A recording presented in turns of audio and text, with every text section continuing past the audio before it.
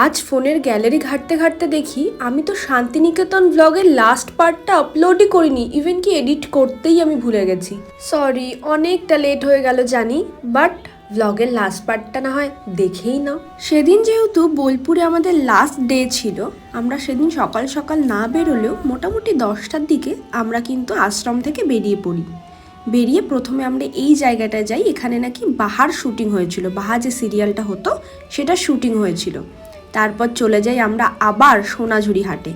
ওখানে গিয়ে এই যে নেম প্লেটগুলো দেখছো কাঠের উপর খোদাই করা, আমরাও কিন্তু দেখো এই দত্তবাড়ি লেখা নেম প্লেটটা নিয়েছিলাম আমাদের বাড়ির জন্য।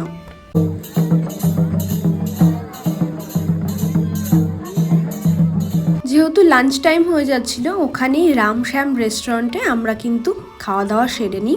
এরপর সোনাঝুরি হাটেই ওদের যে ফেমাস ফোক ডান্সটা হয় ওটাও কিন্তু আমরা করেছিলাম।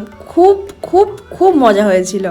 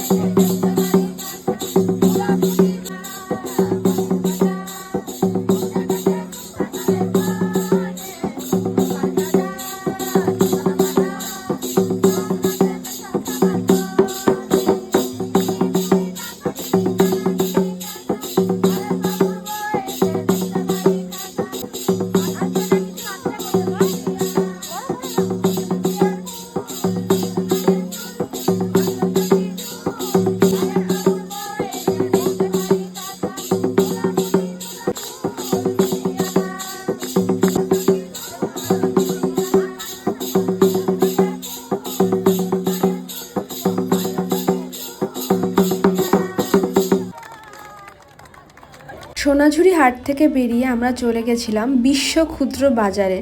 ওখানে কিন্তু এরকম মেলা হচ্ছিল, আর এত সুন্দর সুন্দর নিখুঁত হাতের কাজের জিনিস ছিল, তোমরা দেখলেই বুঝতে পারবে এই ভিডিওতে যে কত সুন্দর সুন্দর জিনিস ছিল সেখানে।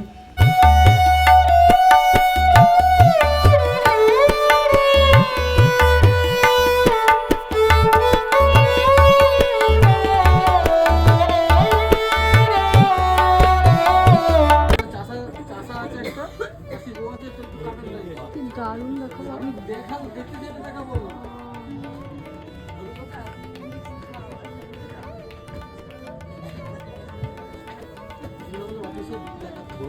ওই দিন আমরা আশ্রমে আবার ফিরে আসি খুবই তাড়াতাড়ি। আর এটা হচ্ছে পরের দিনের ভিডিও, যেদিন আমরা সকালে রওনা হচ্ছিলাম। এটা অনেক ভোরের ভিডিও। সকালে উঠে দেখি আশ্রমের মাঠে এরকম সুন্দর করে নাচ হচ্ছে, মানে প্র্যাকটিস হচ্ছে, ওদের কোনো অনুষ্ঠান ছিল সেটার জন্যই। এরপর আমরা ট্রেনে চেপে পড়ি, আর দেখো এখানে বাবা বানাচ্ছে কিন্তু কফি, স্পেশাল কফি।